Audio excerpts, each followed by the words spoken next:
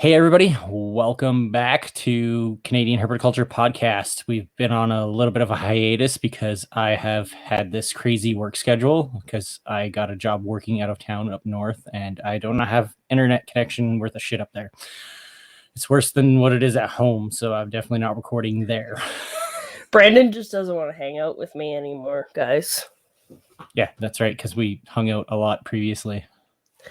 Well, we would video chat like almost on a daily basis, so kinda. Well, sorry somebody got a real job. And we weren't on fun employment. Sorry, I'm like crippled and disabled and can't. I'm just off fun employment now, so. Fun employment for the win. Now I'm on real employment, so yeah, hopefully once my work schedule gets back to normal, because I'm all over the place in Alberta, working fucking few days here, few days there, go to this other town because the job's delayed, so that's lots of fun. So hopefully I'm supposed to go back on next Tuesday for my regular shift, so hopefully that pans out if the prime contractor is not behind anymore. Come on, do your thing, people. You are hired to do a job. Do the job. They have one job: move the ground and like level it for us so we can build forms and pour concrete, but apparently they can't do that. Boring. Okay, back to reptiles. Well, this episode's not really about reptiles. Does this qualify as exotics? Well, okay, hang on. Just wait. Miko. Oh, yes. I would like to thank our sponsor, Miko Reptiles and Enclosures. Can't forget about them. No, definitely can't. I'm still working on my build. I haven't done anything with it. I'll eventually do it. It's getting there. You spray foamed it and that was it? Well, yeah, and like setting up the camera and stuff is just like a pain in the ass, and it slows everything down so much. It's like checking angles and this and that, and that's like literally what's like stopping me. I watch a lot of woodworking videos and everybody's like, we could have been done this in an hour, but we took 3 hours because we had to video this.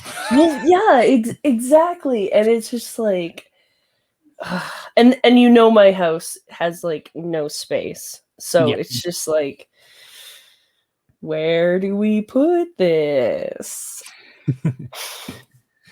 Yeah. But my lease is up at the end of August, and I am getting the fuck out of this house. No, for anybody listening, just because it's like a cute little wood farmhouse kind of thing and looks adorable and stuff, it's probably a piece of shit. Yeah, it is. Don't pick a house because it's cute. That's right. But yeah, if you're looking for quality enclosures and racks, racks with lighting, racks with built-in thermostats, enclosures with built-in thermostats and lighting, and whatever your needs are, contact Miko. They can build you something that's an average size, or they can build you something entirely custom. They've built some super cool stuff, and they're still working on some really cool things. And yeah, I think their product line is just getting better and better because they're not only taking people's wants into consideration, but animal needs. And I think that's really important, going from what just people want to the inhabitants' needs. Well, it's about putting the animal first, opposed to what the keeper's wants are. Yeah. You know, and I'm just happy someone's willing to do it. Yeah, absolutely. And then also check out our Teespring. We got shirts, fanny packs, leggings, sweaters. And if you're from Saskatchewan, bunny hugs. Weird. Yeah, teespring.com/stores/CHP.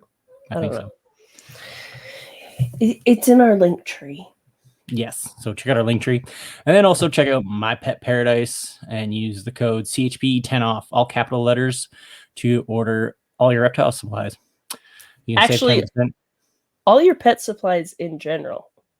Oh, yeah. Because they are a full service pet store. So you can order literally anything you need for any of your pets and have it shipped directly to your door, Canada-wide. Yeah, flat rate shipping of like $30. I think it's I don't remember. I think My it's orders are always like super heavy, so I pay an extra freight. Well, I think it was like flat rate for a certain weight, but if you're I ordering think like so. 10 bricks of cocoa fiber, that's definitely going to change the weight. I don't know what you're talking about. No one that uses the code knows what you're talking about. Yeah. But yeah, great service. Love it. Use it regularly. Yeah. And it helps support the podcast. That's right. And we appreciate all our listeners and everybody that supports us. Are we ready to do this? Yeah, I guess we should introduce our topic for today. It's a little out of the ordinary, but I'm super excited to learn about this. Today, we are going to learn all about ants from Zach with Canadian Ant Colony. So, welcome, Zach. Hello. Thanks for coming on. All right, so where should we start? Just frankly, I have no idea. What got you into ants? Okay. So for me, actually, this is a fun story because my mom is terrified of like insects and just like actually generally like all the little animals, so like reptiles, amphibians. She's afraid of all of them. And so when I was a kid, her goal was like, if I read this kid books about like all of these animals, he's not going to be scared. And that backfired, so to speak. So I've been like into all of these like animals that my mom hates all my life. Although she is fine now, but it was a rough couple of years. So, were there many years of sneaking bugs into the house? There were many years of frogs in my pockets.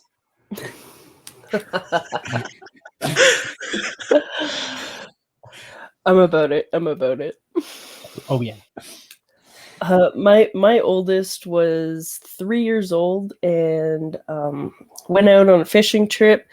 All of a sudden, my kid disappears into the tall grass, and a couple minutes later, look, and it's just like this tiny little baby garter snake. It's like, how did you even find that? Like, they got an eye, and now they're addicted. So I can't complain. I like the animals, so I'm cool with my kids liking the weird stuff. Yeah. All right. But yeah, so now I have now I'm the low season. So now I have I want to say 200, 300-ish colonies. Holy crap. Is Yeah. that just ants? That's just ants. Wow. Oh my god. How many different species do you have? Right now, not many. Right now I'm at like 8. But like typically I like get more throughout the year and then like less as the year closes. Yeah. Because at some point I feel like for ants, everyone kind of decides to downsize to like the 3 or 4 species that they like. So I have like 6 I like, and then everything else is just like I only get them to like for sale. Yeah.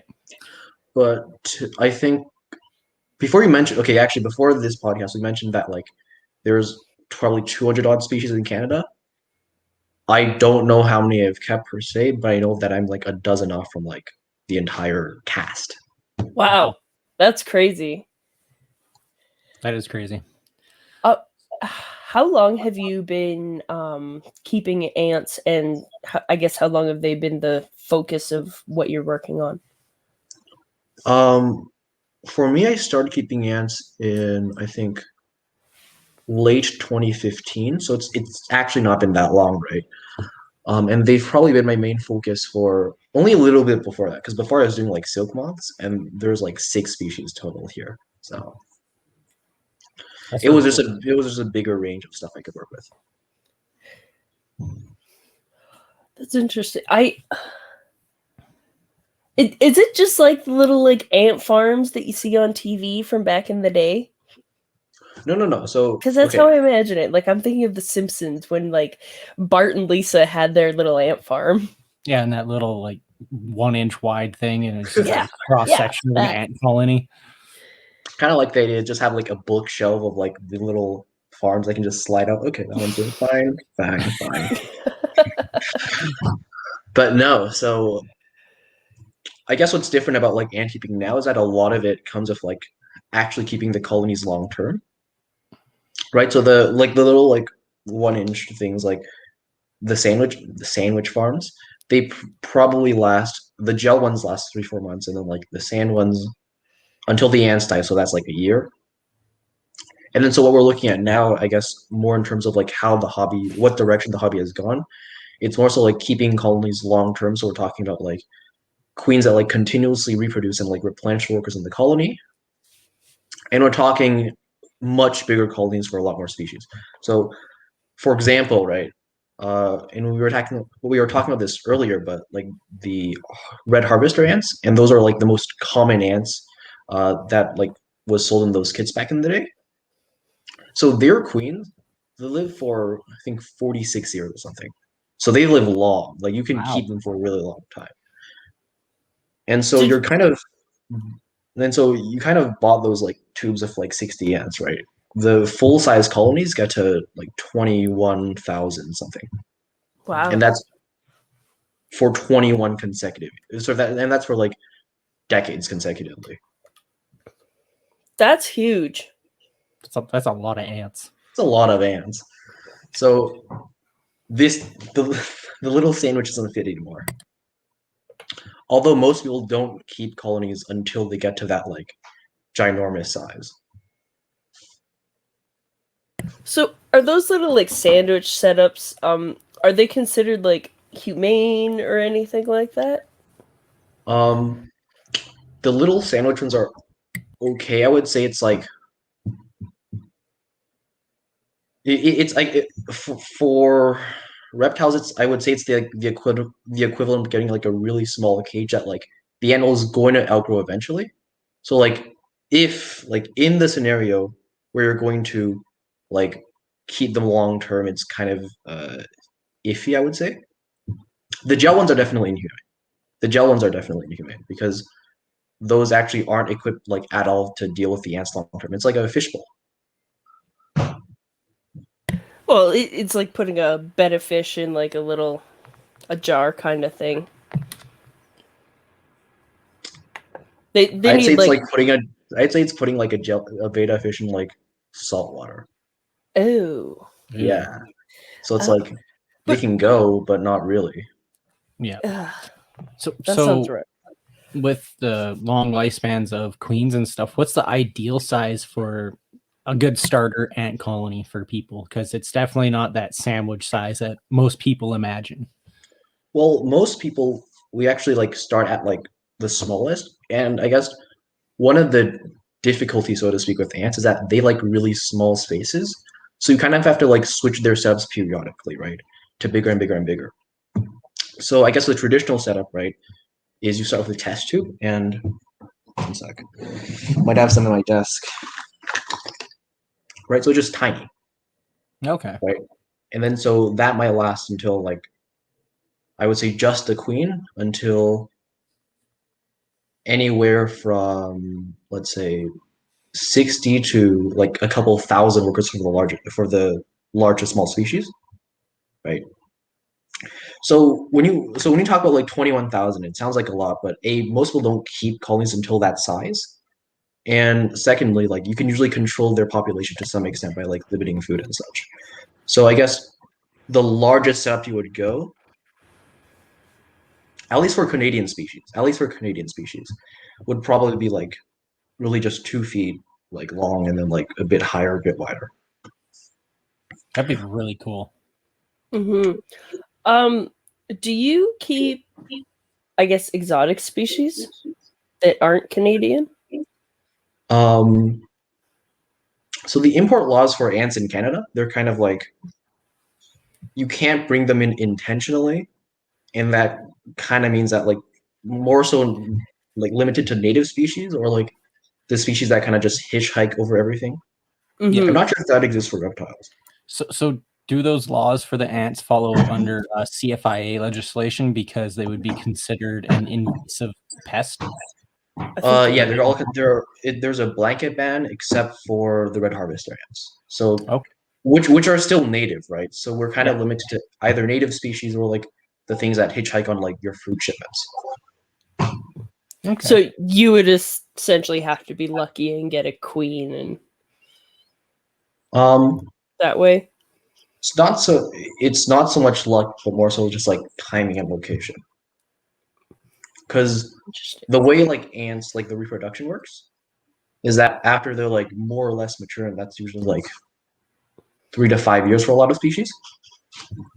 But so then they start producing like virgin queens and virgin males, and so they'll pick like a couple days in the entire year, for like a few hours. They'll just start releasing all of them like in like these huge amounts. So it's like sometimes you'll see like, why do all the ants have wings today? Those are like all the queens and all the males flying around. And so if they have like this sky orgy they mate, and then the queens like go dig a hole in like either the soil or like some piece of wood, depending on like what species they are, and they kind of start the colony from there.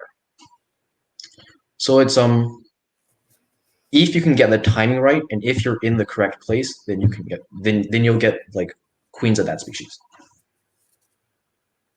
Wow. I like, never really thought about ants besides like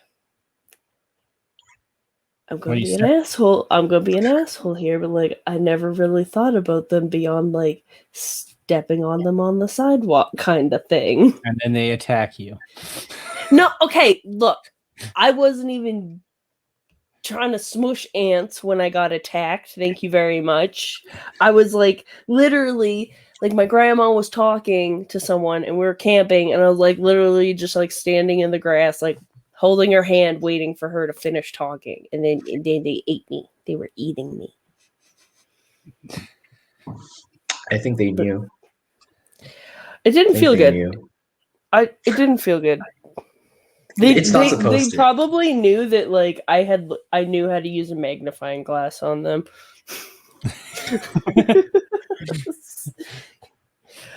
Look, I was like 6, okay? Like, don't come at me. The grudge carries over. No kidding.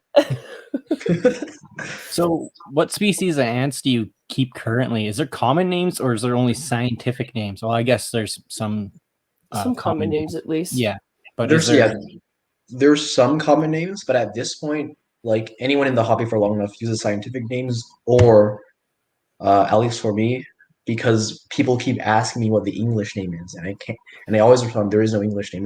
I've just started making up scientific like common names based. I'll take the Latin name, right? The scientific name. I'll plug into Google Translate Latin. I'm like, all right, yeah, that's a tawny field ant, even though it's completely made up. Whatever works, I guess. Yeah. If it keeps them happy, it should. Whatever. Learn Latin, people. It's easier to identify species. Well, especially when there's animals that have similar common names, but they're totally different species. Yes.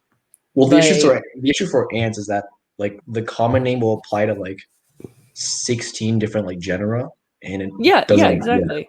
Yeah. It's too broad. Yeah. Yeah, so what are the species that you keep currently? Oh god, none of them have. I have red harvester ants, and that's the only one with a common name. You can use the scientific name. We're all about it here. Okay. We butcher Latin on a regular basis, so yeah. Okay, so you will not be judged. All right. So one of the other species I keep is Formica Bradley, and they're basically these like larger, like this size, I would say. And they're kind of these like golden colored ants, and they're very common in like deserts. So actually, that's why I brought up the Badland, because it's very the common name, I was like, ooh, Formica. I wonder if they're high in formic acid, which is what the mountain shorthorn lizards need in their diet, and why they need an ant-based diet. The answer is yes. Yeah. Oh, they're annoying though because the fun thing with Formica, right, is that when they panic, they start spraying it out at you. Yeah. And so if like you grab like a bunch and you put them in a tube, you're like, okay, like if you're transporting them, they'll start spraying and it's gonna gas everyone inside the little container. But they are very pretty usually for ants. What does it do? The acid? Yeah.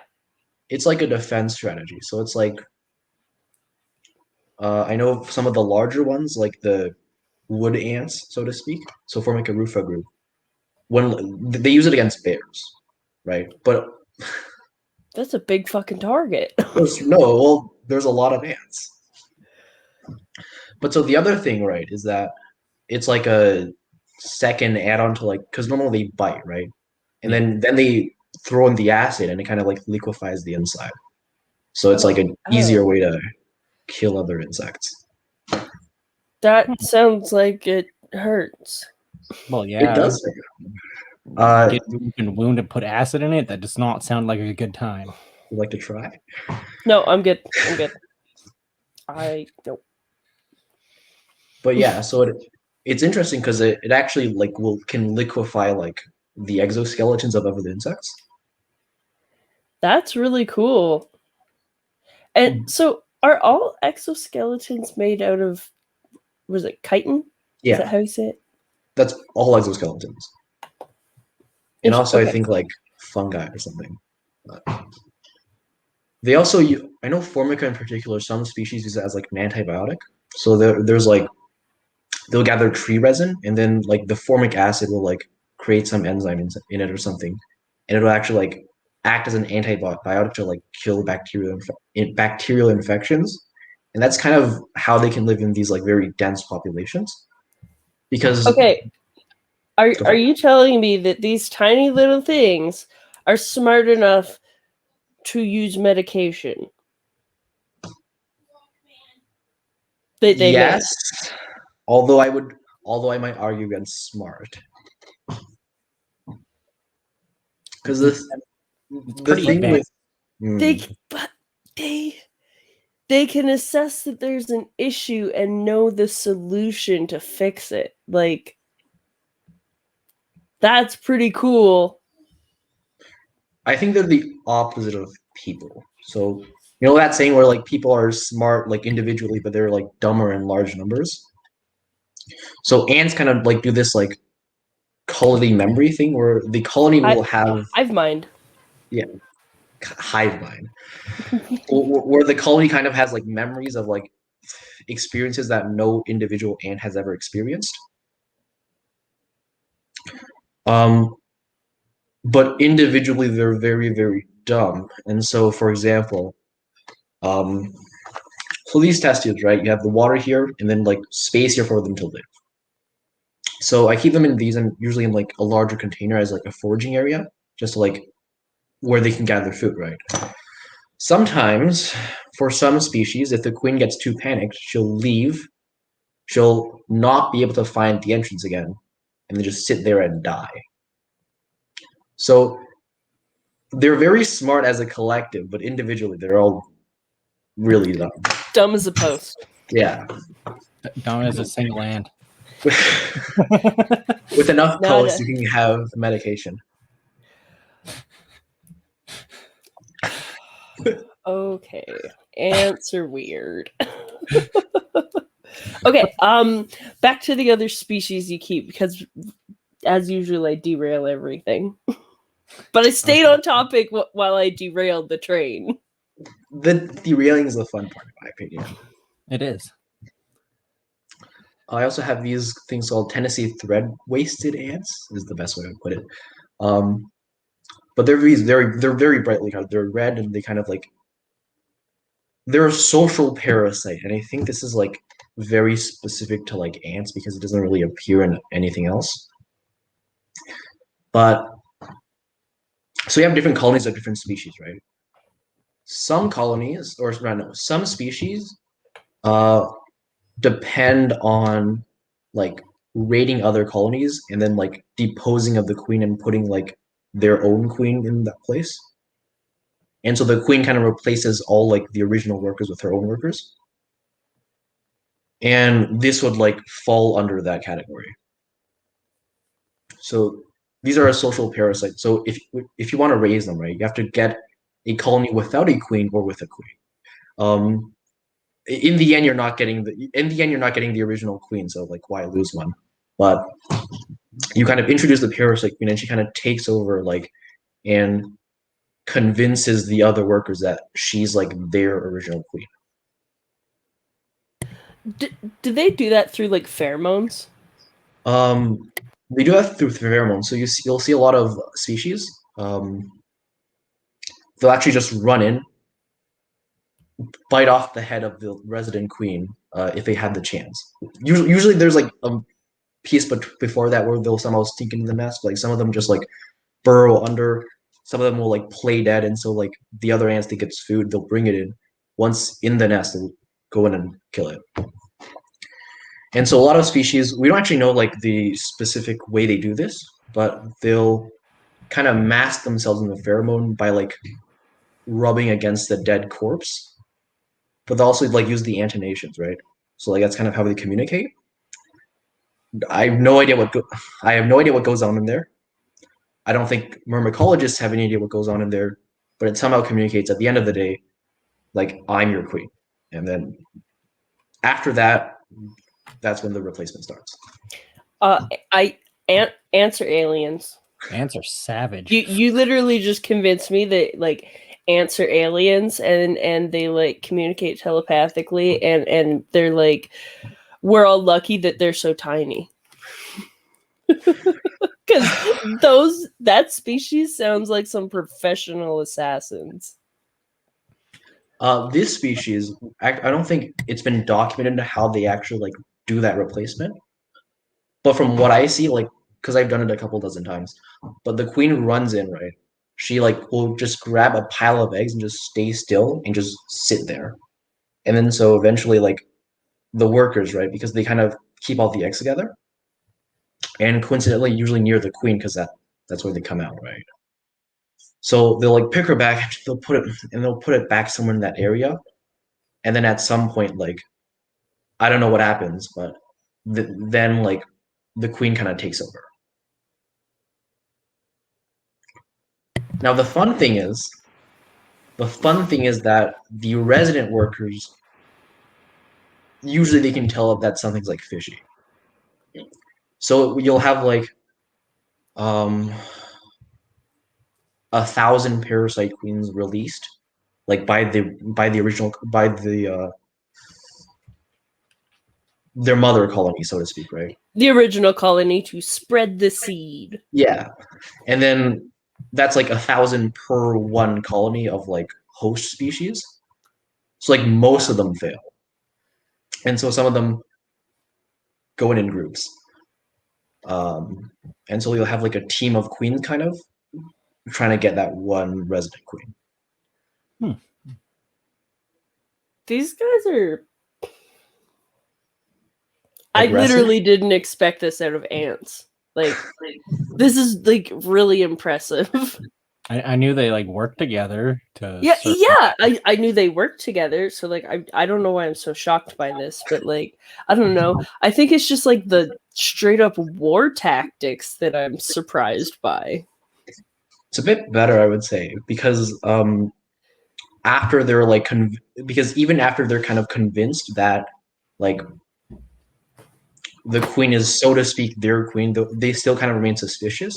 And then so like if they feel something is off, they'll kind of like go off and chop off all like they'll kill all like the brood, right? Just to make sure that like like if they are correct and the queen is like a parasite, that like she's not like gonna spread and she's not gonna grow. And in fact, even like the larvae, they'll eat eggs of like the parasite queen. I don't know how they detect it. That's really... So they have to be really sneaky, otherwise they're gonna get like sabotaged, basically. Pretty much. The plot will be foiled and you will be eaten. Off with her head. But it's actually, in my opinion, it's better in like a lot of the species we don't have here. Because like in a lot of, because the thing is like Canada's like very cold, right? And so Yeah. there's not a lot of like life generally. So if you go into like, shoot, if you go to southern Ohio even, so it's not even that far, but you'll get like species that specifically like raid other ants only, like as food, and so they'll like they eat so much that they can't stay in one area, so they're kind of just this like moving mass of ants, and they go underground. They like will grab all like the brood in the colony, while the resident colony like tries to evacuate and escape, and they'll just kind of move on to from colony to colony to colony. And they just decimate everything in their path. That's why they have to move around, right? So they actually don't kill. Okay, no, they do kill everything in that colony, but they move on. But they move on. There's enough time for things there to recover before they're back. It's so they like, don't kill it entirely, so that when they do recover, they can come back and kill almost everything again for food. Well, yeah, it's like we all watched the movie Ants, right? I have this not. is the plot. This is the plot of the movie Ants. Is it? Except it's grasshoppers that come and like eat all the food and then go to the next nest. No, this is brood, so it's like the babies of the other ants, and so they like have different responses. So, for example, some of them will just evacuate everyone out of the nest. Everyone like grabs like a kid, and then like the remaining kids just like throw them to the wind. You're the sacrifice. Everybody get out. It works. Evolutionarily. Koalas or something like that are known for like eating their babies. Yeah, there's a I feel like species. most marsupials would do that. Yeah. Like, I want to say it's koalas. I'm pretty sure it's a marsupial at least. I think so. Okay. I mean, if I had a pouch with like a kid in it, and something was chasing me, I might eat my kid too. I might survival of the fittest, man. Yeah. and like that's what marsupials get for not being born fully formed. It's the quokkas. Oh, it's quokkas? Okay. Yeah. Oh, right. It was koalas that didn't eat their babies, so koalas redeemed themselves. But don't koala babies like eat the mother's like shit? Probably. Because there's like some like bacteria needed to digest the leaves. The eucalyptus, probably. Yeah. It very well could be. God, hang on, I'll Google it. It's like I believe it's called fecal pap.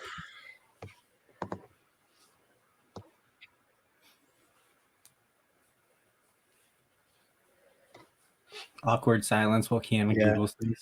Baby koalas called joeys eat their mother's poop. She releases some normal poop pellets, followed by a runnier, protein-rich substance called pap. The pap helps the baby grow and is full of the mom's gut bacteria, which could help prepare the joey for its adult diet of eucalyptus leaves. So it's a mixture of diarrhea and like probiotic yogurt. Basically. And rabbits kind of do something similar.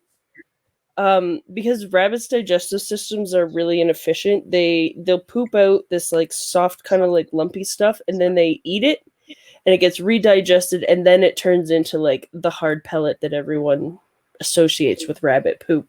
But the babies will eat that like soft stuff, and it helps put the digestive enzymes in their stomachs and stuff. So animals are weird. I'm glad people don't have to eat poop to be babies. But if we did, it would be normal because we'd have to do it. That is true. That is true. But we don't have to do it, so it seems weird. Yes. Okay, ants. Sorry, yes. Speaking of inefficient systems, one of the other species. This is one I used to keep, but I kept for a good amount of time. But they're called vampire ants because they're very, very inefficient. And so their like main source of food is the blood of their children. I That there's not really any way I can elaborate further, but it's like They're from Madagascar. they're here. oh They're also here. no. They're present here as well. He cares less about that. He only cares about Madagascar. I may be biased. They're on, like lot. I think they're on every continent except. I don't know. I just Googled vampire ants and it was like, well, I guess this genus is endemic to Madagascar that they're giving me. So Yeah, the Madagascar ones are very cool. they look crazy. But so they have these big jaws, right? And they kind of puncture two holes on like the neck area of like the larvae, and they'll just drink directly from it, like the blood. Does it end up killing the babies, or No, they've adapted to heal that area very fast. they Which- they use their children as a blood farm? Excellent. Yeah, Ants are like the foundation of every horror story. Aliens, vampires, what's next? although they also what's it called? They also specialize on centipedes, which feels very inefficient. So like in the tropical regions, you'll see a lot more of them because there's actually enough food to keep them going because they're so inefficient, right? But here, because they're not efficient, they're in these like tiny colonies. I don't know why they specialize on centipedes, but they hunt centipedes. They feed the centipede to their larvae, and then they drink the blood of said Of their yeah of their kids. That sounds badass. So are their larva systems more efficient? Most ants can't eat solid food. So Okay, what okay, one. Okay, I guess what ants eat probably depends on the species, but like what do larvae eat? Do they eat? So, yeah, so okay, well, I guess the queen would be kind of an exception. But so the larvae mainly seem to just have like proteins and like they'll have a source of like carbohydrates to like grow. But the adults mainly just subsist on like carbohydrates. They're like sugar machines. They're like sugar-based machines. So they like what? These So like that's so simple. Just like here, have some carbs. Carbs are in everything. it's like I think they mainly go on simple sugars, and there's like a few species that can go on seeds, and then obviously the ones that like grow fungus, right? Yeah. What else? Some species will eat mushrooms. I did know that. But and because some of them will grow it like right in their nests, won't they? Yeah. And that's another sad part about Canada is that it's too cold for the fungus to survive. So those actually exist like in the southern part of New York, and we're like barely too north to get them. It's very tragic actually. I take it slightly frustrates you. Slightly. What's So the largest is it species? not? Sorry, go ahead, Brandon. I'll let you go. Okay. Is it not possible to keep that species like indoors in an artificial setting? I don't think the CFIA doesn't allow permits to like go around this for right. commercial or personal use. Yeah, I forgot Which is very about that. I was just thinking about the growing the fungus aspect of it. I think those ones mainly subsist on like caterpillar poo. So I'm not sure what our environment is losing out if we get those. Yeah, It's a dumb that's system. very interesting. Leave it to CFIA. Yep. What was your question, Brandon? What's the largest species of ant that you have or have kept? A lot of the Carpenter Ants here are pretty big. I don't have any right now. I was gonna see if I could like run down grab them, but not at this time. Because aren't the black Carpenter ants the largest species in Canada that I'm aware of anyway, or that We have orange. We have ones that are bright about? orange. We have ones that are we have ones that are slightly bigger and they're bright orange. So they're around like 20 millimeters. So it's like this big. And that's an ant, right? That's big. 20 mils. Yeah. For at least for the queens, the workers are like the workers are still like 18, 15, 14 mils. That's still like decent It's a size big for an ant. Yeah. Um Now the problem is in Canada, the orange ones are restricted to Point Pelee and Pelee Island. Although they're everywhere in the U.S., I might add. And we have another species which is Camponotus americanus, and then they're like half orange and half black, and they're slightly bigger as well. And those are kind of those would be everywhere if we didn't cut down if we didn't bulldoze all like the oak savanna. And for the 20 mil conversion for our American listeners, it's just under an inch. That's 3/4 of an inch. Well, it's actually 0.78. So, but yeah, it's pretty close enough. It's like 4/5 closer. Yeah, pretty much. It's in between, yeah. Still big. Yeah, that is pretty large. Most ants you see are tiny. It's oh wait, never mind. Nothing. Okay. I was gonna say it's a half an inch less than an inch. Actually, it is. Isn't it? No, that's just half an inch. Oh my. It's not wording properly. Okay, an inch is 2.5 centimeters, right? Which is 250 millimeters, right? Yes. Yeah. 250 millimeters? So half an inch less than an inch is just half an inch. Okay, well, it's the never mind. I'm trying to like 1 inch is 25.4 millimeters. Close enough. I'm done. Because the Americans have to be difficult. I saw a post where some American was like, why can't Canada get on board with the rest of the world? And it's like, America's the only country that's not with the program. Well, there's a few others, but yes. Not many.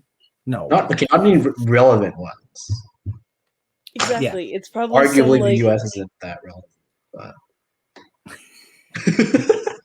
that's because they use the imperial system that makes them irrelevant. Yeah. It's one of the criteria. But it's weird because like I'm a carpenter, I can imagine things in feet, but when I like break it into meters and stuff, I'm like, I can't imagine that my head is a size for whatever reason because I have to use both measurements at work. For ants, because like there's a lot more in the south, right? And then so how I kind of work is like I work with various suppliers that live in better cities than I do, right? Better climates than I do. And they all, oh my god, all the border cities use like American measurements. It's so annoying. Like I'll say like, all right, watch when it's like 20 degrees, and they're like, what's that in Fahrenheit? Can't say. See, when I'm talking to my American reptile friends, I'll be like, it's this temperature. And they're like, what temperature is that? And I'm like, oh God! So now I literally just switch stuff to Fahrenheit and then send that to them. I do conversions, or I make them do conversions. I'm like, you figure it out. Well, the weather app literally lets you go boop and switches to Fahrenheit. That's their problem. Yeah, exactly. We use Celsius here, and then when we check our reptiles, we use Fahrenheit. I just have to run to the washroom quickly. I'll be right back. Okay. So what other species of ants do you currently have? Because I think we've gone through what 3. Yeah. So Kiana's not here. Let's cover all the cool stuff now. That's right. I have wireless headphones. Oh no. All right. Yeah, she'll know. So there's another species I keep, and it's a parasitic Formica species, but they're different from, I guess like the temporary social parasites, which kind of like take over and they just stop it from there. because these guys have to continuously just raid their neighbors for slaves, like people. So ants have slaves, but that's Yes. new to me. Depending on the species, and obviously got like slave rebellions ingrained in evolution as a result. Ants are crazy. It's even worse because for a lot of the species that are similar, so what they'll do is that they'll get the whole like colony, they'll just like bulldoze a colony, right? And then they'll kind of you know how previously I was talking about like how the queens the colonies release their queens and their males, and then like after they have their little orgy, they come back down, right? Yeah. So some of those queens sometimes for this species, and this is like some of the Formica species and Polyergus, but they'll rejoin the colony, and then so once that colony goes on a raid, they like everyone evacuates, and then they just like leave that like queen there, and so when the other queen comes back in, it just met with like death, and then the other workers are met with a life of servitude. That's weird. So, like, when you're keeping that species of ants, do you have to replicate that, or can they just like live on their own? It's like population based. So some populations live in areas with like a lot of slaves, and typically like so they'll need a lot of slaves, right? And then other colonies like after a couple decades and like even decades in an area without any other like slave colonies, they'll kind of become independent. Hmm. So it's like it's like a trait they can jump into and jump out of. Okay, that's kind of interesting. But in all situations, they prefer slaves to not slaves. Probably makes their And lives easy. the slave ratios are crazy too. It's like 90% for some of the colonies, like 90% slaves and 10% like actual workers. So, And the slaves are all of like different species too. that is so strange. And it's funny because in some of the species and like the more specialized ones, they'll have like jaws which are like instead of like normal jaws, they're just sickles. So it's like knife. It's like just pointy sticks almost, right? Huh. And then so what they actually can't take care of the brood because they would like puncture it, and that's why they have slaves. But it's also very good for scaring other ants and just grabbing things and bringing slaves back. Huh. That's one way to do it, I guess. It's intense. It's intense. Ants are a lot more intense than I thought this was going to be. Ants are metal as fuck. That's right. Okay, what other species do I keep? There's a carpenter ants. There's some of the orange carpenter ants that I'm looking to keep this year, but they're like, so to speak, more boring instead of behavior, right? Because we talk about what slave raiders. We talk about like invading other colonies and like taking over. We've talked about um, drinking the blood of their own children. The carpenter ants are just kind of like normal because they don't have very special behaviors, but they are very big. They're pretty, and they'll have like multiple castes of workers. So they'll have like we call them majors. Like colloquially, it's like soldiers, right? Where they'll have like bigger heads and like just be bigger generally, and those are like specialized like take on like bigger things. And actually, they can bite through your skin. They can draw blood, and I know that from experience. Yeah, and carpenter ants cause a lot of damage too to like people's homes and stuff like that, and various trees. So they can. It's only rotting stuff, though. No, I am not 100% sure. So, because at least from my knowledge, right, carpenter ants, if the area is not already like rotting, they're not going to go ahead. It's like at least in homes, from what I know, from what I'm aware, it's like more of a symptom than a cause. Although they do make it worse. The interesting thing about them is that they actually have they have a very different diet from a lot of other ants. yeah, Because they have like specialized colonies of bacteria that only exist inside the guts of carpenter ants, and they kind of like synthesize like a lot more of the amino acids. So I just did a quick Google search, and they like dead, damp wood. So unlike termites, they do not consume wood, and they discard the material what resembles sawdust. So actually, this slab that I just had a bunch of sawdust in the holes. So it might have had carpenter ants in it at one point.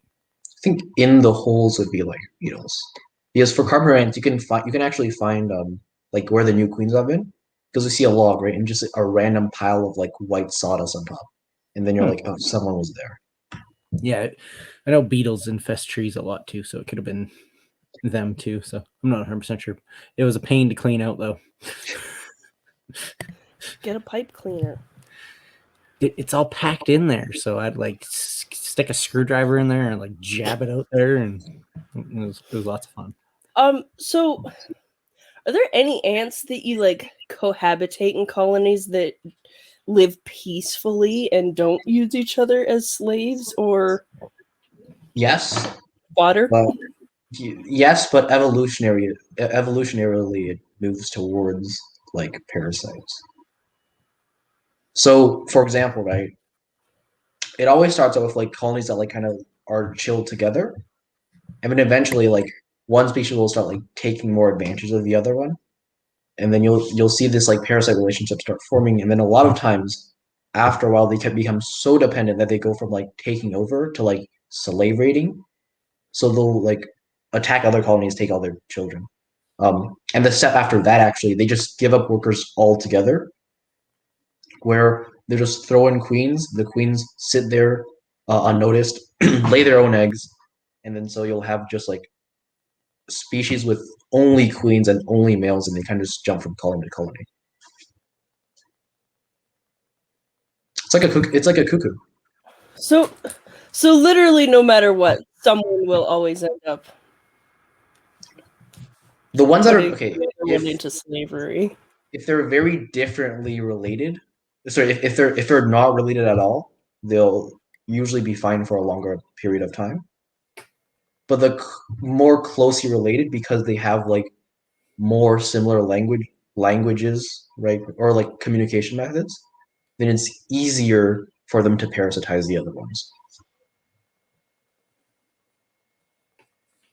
Because these aren't like human parasites per se, where it's like it burrows into you. It's like a social parasite where it convinces like other colonies that like they're the same like people or ants, whatever.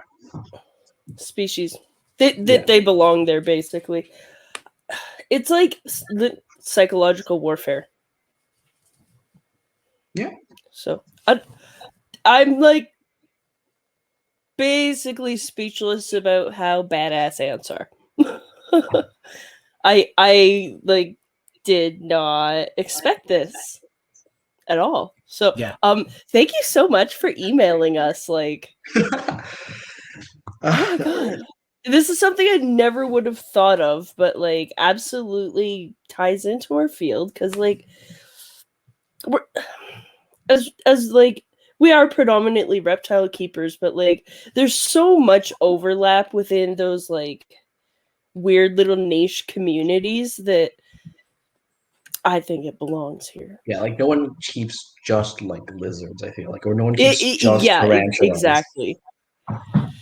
Yeah, exactly. And I like literally never thought about keeping ants other than having a colony so I could have an animal that requires formic acid. But everyone says that that's not sustainable, or that an ant colony wouldn't be. Yeah, they're saying that an ant colony wouldn't be sustainable, or maybe it wouldn't produce enough that animals' needs would be met. Well, yeah, you can't feed a lizard with one colony, even though that's what I think the problem is. And you'd need like some pretty large colonies. So like he was saying, some of those colonies would be like 2 feet by 2 feet by like 3 feet tall to feed one lizard. That's not really sustainable. So if you need like 3 of those to sustainably feed one lizard, that's not ideal. Well, you're more keeping the ants than the lizard at that point. Yeah. Yeah, well, yeah, exactly. You would have you would almost just have like the lizard as like a byproduct. So I have some questions about keeping ants. Go ahead. So do you have to clean up? Like, do they poop? Or Yes, but they clean it for you. they clean? Okay, so that's one of my Yeah. questions. You have to clean So- up. Way well, better than tarantulas. Depends on the species. So some of them are just dirty and they'll just poop in the nest. Well, actually, no, most of them do, but they'll like designate like a certain area, so we don't have to do that much, right? And for garbage, for like food scraps, they'll have like a little pile outside, and they'll just like move things into the pile. And the best part is that for a lot of species, if you like put a little container, like a garbage can, in like their foraging area, and you put their garbage inside, they'll like learn that that's where the garbage goes, and then so they'll just continuously move garbage into that bin. It's very convenient. That is cool. And so, with some of the species of ants that you keep, what do they eat? Because I assume some of them, like the vampire ants, they feed off their children, so you don't really need to feed them, do you? Or how does that work? Well, they hunt on like the centipedes, right? Yeah. You feed them those, they feed to their children, and they eat the children. Okay. Yeah. And then what do some of the other ants eat? So most species, like, you can typically just go get them off of like a source of sugars and a source of like protein. So for almost all species, that's like just insects, right? If you're asking what insect, usually anything. Depends on the colony size, like whether they can take down something of that size like without risking anything. For me, because of like the fast turnover for just like sales wise, most of my colonies go almost exclusively on fruit flies and like a pre-mixed sugar mix. And that's because like I just don't fruit flies, I can get a lot of them and kind of everything can fight them. Do you just like make kind of like a slurry with it? What do you with like the fruit flies? Yeah. Do you just like Are- mix it with like sugar water or something like that? Like blend them up? So we have like automatic feeders. Yeah. The ants will just go up to there and then it like kind of they can get the liquid themselves. So that one's covered. Fruit flies, I'll just have the cultures just like throw like a sprinkle them in. Yeah. So they'll like go and hunt the fruit flies. Oh yeah, but fruit flies are like for like the smallest of colonies, like the colonies that can't really fight anything substantial. Because after a while, like hypothetically, if you wanted to, not that anyone should, that you can like throw pinkies in there even. Well, it's a protein source. Yeah. Although it's reportedly from people who have done it, it really, really stinks. So, Yeah. not that you want to. Yeah, well, it's basically like a whole bunch of fat wrapped in skin. If that didn't get eaten like within a day, it would start to stink immediately. Yeah. So a lot of people with bigger colonies, they'll just throw in larger amounts of like mealworms. It'll be like 40 mealworms a day or like something in those ranges. Because it's just easy, because it's just that much easier than like feeding them straight bigger pieces of bigger animals. Mm-hmm. Is it like pre-killed mealworms or live? Because like mealworms, I would imagine like they could fight back against ants, but ants would also like swarm them. It's size based, right? How big the colony is. At some point, they can all take live mealworms. At some point, they can pretty much take live anything, but it's more of a matter of like if they're spending energy fighting the ants, the colony is going to grow. If fighting something, they're going to grow a bit slower. Yeah, that makes sense. It's the same thing. Why at least most people, it's better to keep like pre-killed food, especially for like the toxic species, because the toxin is just so expensive that it will grow that much slower. Well, because they have to rebuild their reserves. I think that's the word I'm looking for. Yeah, and grow. So I know for example, I knew someone who tried to feed like Myrmica queen, just live termites every single week. And so that species normally should take like a month or two, 1 month or 2 months to get workers. Took a full year for him because it was just spending so much like of the termite getting replenishing the bed.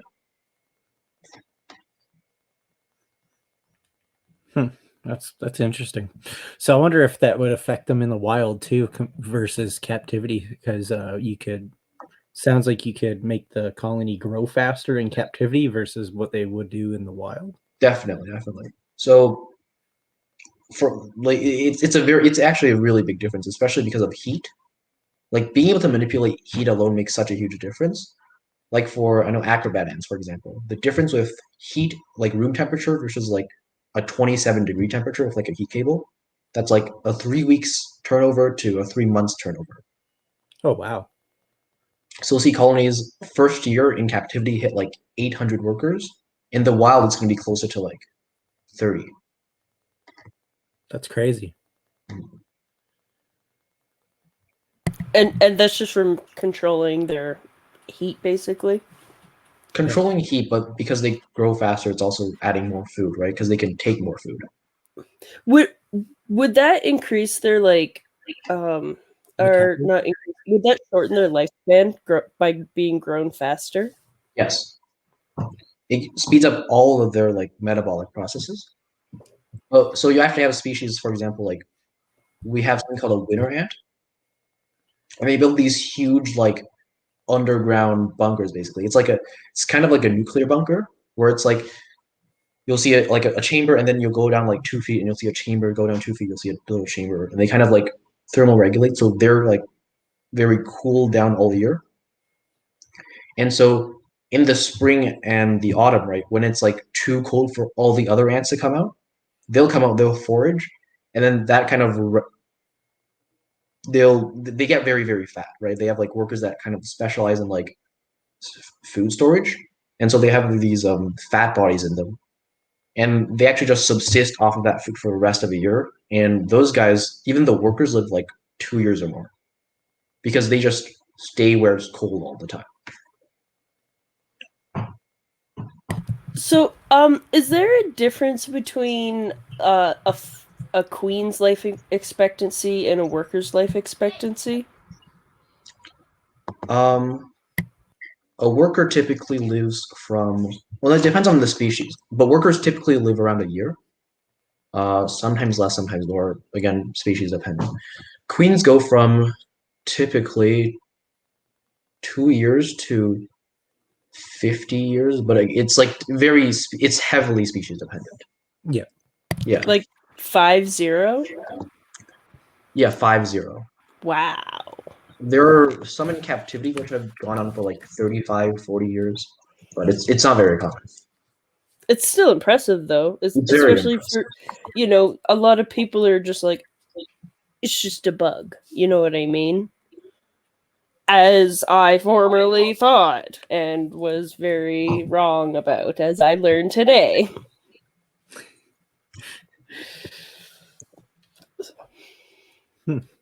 So, for keeping ants in captivity, what does I guess it would be an enclosure or setup, or what do you guys even call them?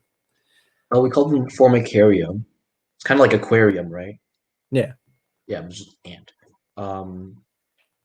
So typically, well, there's a lot of different ways to go about it. Normally, what most of us do, like at a certain stage, is like these open chambers. So the chambers are like carved beforehand, and that's so like they don't block the surface, and you can actually see like all the inner workings of the colony. Yeah. At some point, like me, and I'm in the process of doing this, you kind of just get lazy, and you know what? Naturalistic isn't that bad. I don't mind not seeing the inside. Because the maintenance is a lot easier. Do ants get all weird when you like stare at them through like one of the openings, or do they just not care? Some of the species will notice you. This giant thing that's staring at them in this sandwich box full of ants. Some of them go into like threat postures, and Formica is like very notorious for this because they're like schizophrenic basically.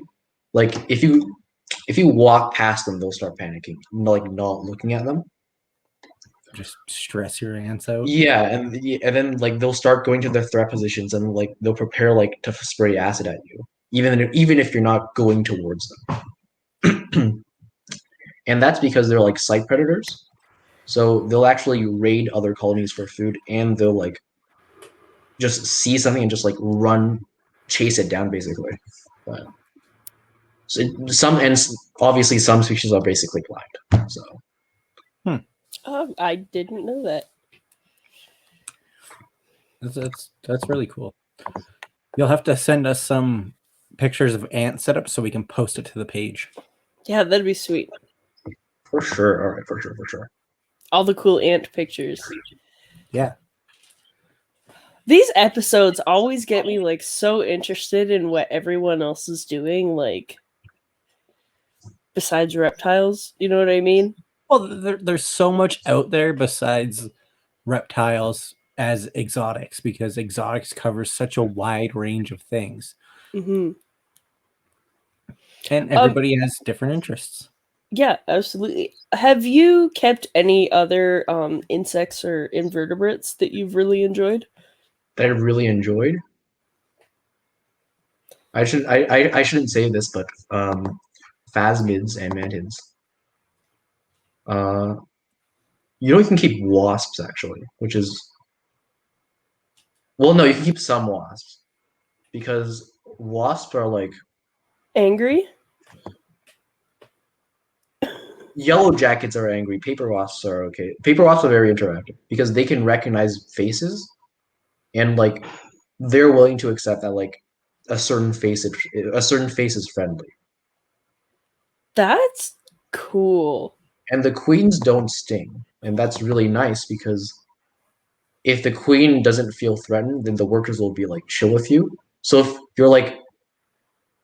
if at the start of the colony you kind of like handle the queen regularly, they'll just like not attack you.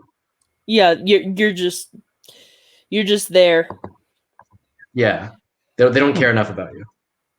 That's interesting. I've tried bumblebees before. They're very fun. The issue with wasp and like bumblebees and such is that they only last like a year, and that's in contrast to like 40 years. So it's just not.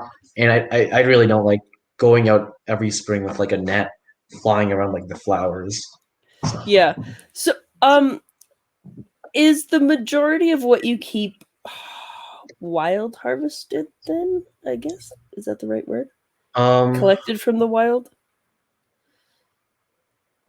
Yes, but for what's it called? For ants, like I previously mentioned, they release like all these elates, right? But it's usually like one colony can release up to like 10,000. So yeah, it's like those documentaries with like the swarms of like fish and like all the sharks and like the marlins or whatever, they're like going at like the big school of fish. Mm-hmm. So ants are kind of like the terrestrial equivalent. So you can actually find like where the ants are swarming because you'll see like a lot of birds and like dragonflies circling overhead. But I have gone to be at least potentially one of the first people to like have captive bred a number of species. So that might change. That might change in the future.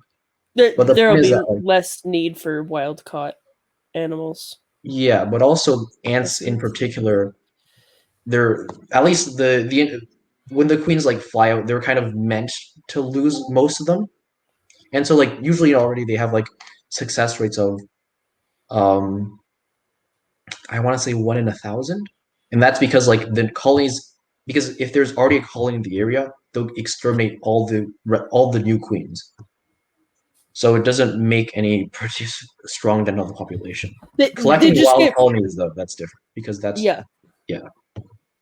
It seems like they get predated upon by basically everything. So the chance of a queen actually landing somewhere and being able to establish a colony Seems fairly low.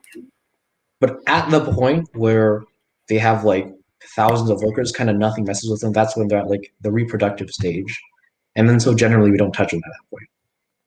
Okay. Yeah. That's really cool. I think my world into bugs just got cracked open.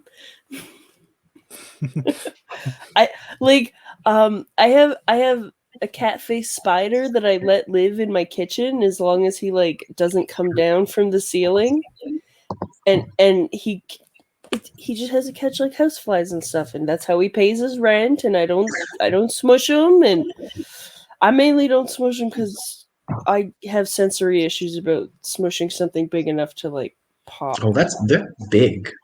Yeah, it's like toony or loony sized. Like they're big buggers.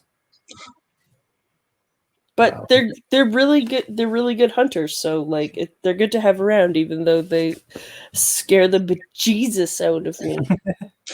Because I have an irrational fear of spiders, but I can acknowledge that it's irrational. Yeah. So I let a spider live in my kitchen. I was terrified of spiders until last year, and that's because I started doing night hikes for like certain species of ants. And at some point, right, it's like desensitizing because I'm terrified of spiders, but like after the third one like jumps in my face, it's like not as bad as the second or the first. Yeah. They literally make me feel like, see, I could watch like a spider crawl around outside and that like would not bother me at all, but like When they if I hang down. if I have to like interact with it, I get lightheaded, like my blood sugar drops, like I am at high risk of fainting. Okay, I'll add a caveat to that. I'm still not fine with dock spiders because sometimes I'll like flip over a rock, right, and then depending on the area, dock spiders are like 4 inches in diameter, and they're not like tarantulas where they're kind of slow moving, but they like sprint. No, thank you. They and they run over water, so you're never safe. Those I'm not fine with. I'm not either. I don't want to go wherever that is. It's the entirety of Ontario and most of the rest of the world. Worst case, Ontario. Okay, look, I am equally afraid of jellyfish. Like, I won't swim in the ocean because there's jellyfish. I asked Tyler if there's jellyfish in the Atlantic Ocean because I was like, oh, cold water, maybe jellyfish won't live there. He's like, yeah, there's jellyfish there. I was like, all right, I'm never swimming in the ocean again. There's jellyfish everywhere. Yeah, I just won't go in the ocean. That's fine. That's reasonable. Fuck it. I've seen jellyfish in the Atlantic. I've seen them in the Pacific Ocean, like in BC. Well, they're like little red buggers.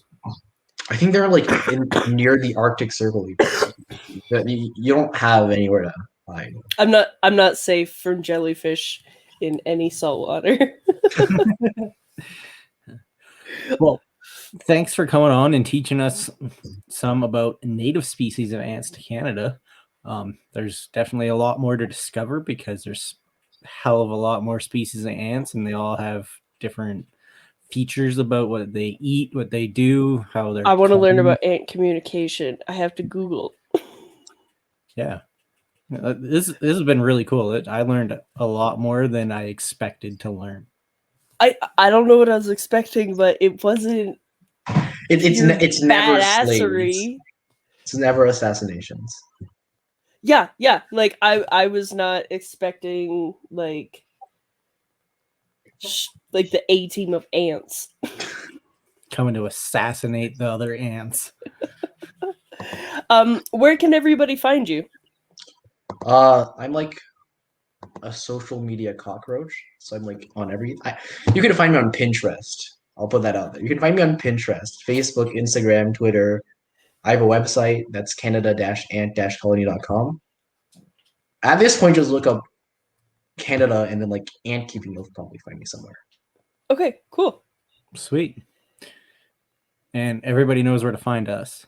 Yeah, Just Google Google CHP or CHP podcast. And yeah, whatever, you'll find us. or Go Canadian podcast. go check out the merch store. Check out Pet Paradise for all your pet needs. Use CHP10 off for 10% off the entire website. And go And- check out Me Go Reptiles and Enclosures. Yeah. He can build you whatever you want. I'm sure he probably could figure out how to build something for ants if you really wanted. Wait, sorry, what's the name? Because I still need tanks. Meco Reptiles and Enclosures. MECO Reptiles. MECO. Yeah. Noted. Okay. I grabbed something. Yeah, and they ship Canada wide, so they can hook you up. Perfect. They're in Well, Alberta. yeah, but they ship. They can do flat pack and all that fun stuff. Oh, all right, we're good.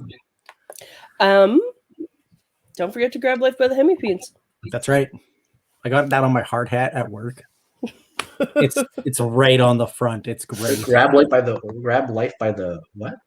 Hemipenes. So it's I'll it's pretend I know Grab that. grab Life by the Snake Dicks. Ah, okay. Reptile because dicks. they have two. Yes. Noted. And everybody at work's like, I wish I had two dicks. Oh my god. Ask them if they Goodbye, everybody. Ask them if they'd have the opportunity to use them. Probably.